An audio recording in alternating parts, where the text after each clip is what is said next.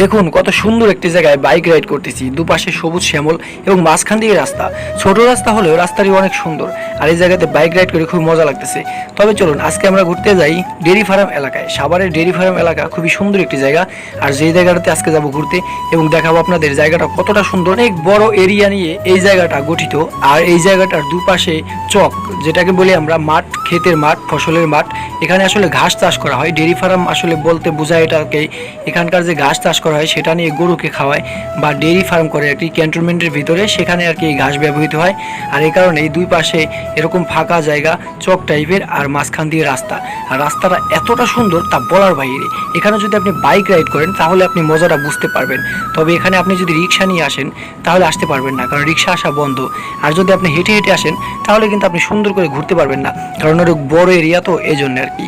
তবে এখানে যদি আপনি বাইসাইকেল কিংবা বাইক নিয়ে আসেন তাহলে আপনি প্রকৃত মজাটা পাবেন, কারণ বাইক নিয়ে আসলে আপনি পুরোটা ঘুরতে পারবেন এবং খুব কম সময়ে পুরোটা চক্কর দিতে পারবেন। যার কারণে আমি বলবো আপনি বাইক নিয়ে আসেন কিংবা বাইসাইকেল নিয়ে আসেন, হেঁটেও আসবেন না, আবার রিক্সা তো আসবেই না। তবে যাই হোক, ডেরি ফার্ম এলাকায় আমি অনেকক্ষণ বাইক রাইড করছি, আর দুপাশে চক আর মাঝখান দিয়ে রাস্তা আর গাছপালা সব মিলিয়ে আমার কাছে জোশ লাগছে। আর সেদিন ছিল একটু বৃষ্টির দিন, তো অনেকটা জোশ লাগছে, কারণ একটু ঠান্ডা প্রকৃতির আবহাওয়া ছিল। আর ঠান্ডা প্রকৃতির আবহাওয়া আসলে গরমের দিনে খুবই ভালো লাগারই কথা।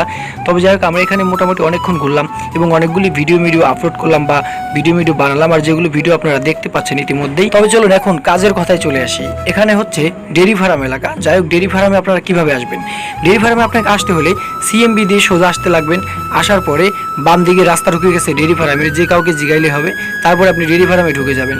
আবার যদি আপনি 20 মাইল দিয়ে আসেন তাহলে 20 মাইলে এসে তারপরে আসা লাগবে আপনার কুটুরিয়া এলাকায়। কুটুরিয়া থেকে আপনি ডানের দিকে যে এলাকাটা দেখবেন বা ফাঁকা জায়গাটা দেখবেন সেটা হচ্ছে ডেরি ফার্ম মূলত, আর সেখানে আপনি ঢুকে যাবেন। এটাই হচ্ছে ডেরি ফার্ম এরিয়া। আবার আপনি মিরপুর কিংবা আশুলিয়ার দিক থেকে যদি আসেন তাহলে চলে আসবেন আনারকলি স্ট্যান্ডে। আনারকলি স্ট্যান্ডে এসে তারপরে চলে যাবেন সোজা, আর সোজা গিয়ে আপনি ইনসেপ্টের একটা গোডাউন পাবেন। আর ইনসেপ্টের গোডাউনের পরে বাম পাশে যে রাস্তা চলে গেছে সেটা হচ্ছে এই ডেরি ফার্ম এলাকার রাস্তা আর কি। আর সেখানে আসার পরে আপনি দেখতে পাবেন এত সুন্দর একটি জায়গা। তবে এখানে কিন্তু কোনো ধরনের টিকিট ফিকেট বা কোনো ধরনের বাধা বিকৃতি কিছুই নাই। এখানে একদমই ফ্রি, আপনি একদমই ফ্রি আসতে পারবেন এবং একদমই ফ্রিভাবে ঘুরতে পারবেন। এখানে আপনি ফ্যামিলি নিয়ে আসতে পারবেন, আপনি আসতে পারবেন বন্ধু বান্ধব নিয়ে, আপনি যে কাউকে নিয়ে আসতে পারবেন, কোনো সমস্যা নাই। এবং আপনি সারাদিন চাইলে এখানে ঘুরতে পারবেন। আপনি চাইলে এখানে খেলাধুলা করতে পারবেন, ফাঁকা মাঠও রয়েছে। আবার আপনি চাইলে এখানে পিকনিকও করতে পারবেন, রান্নার ব্যবস্থাও করতে পারবেন এখানে কিছুটা মাটি খুঁড়ে চুলা বানিয়ে। তবে যাই হোক, এখানে আসুন এবং মজা করুন আর জায়গাটিকে ভালো করে এক্সপ্লোর করুন। আমিও মোটামুটি খুব সুন্দর করে এক্সপ্লোর করছি, কারণ এখানে মোটামুটিভাবে আমি অনেকক্ষণই সময় দিয়েছি। মোটামুটি 3 ঘন্টার মতো এখানে আমি ছিলাম, আর 3 ঘন্টায় আমি এতটা মজা পাইছি, এতটা ভালো লাগছে আমার, সেটা ভাষায় প্রকাশ করার মতো না।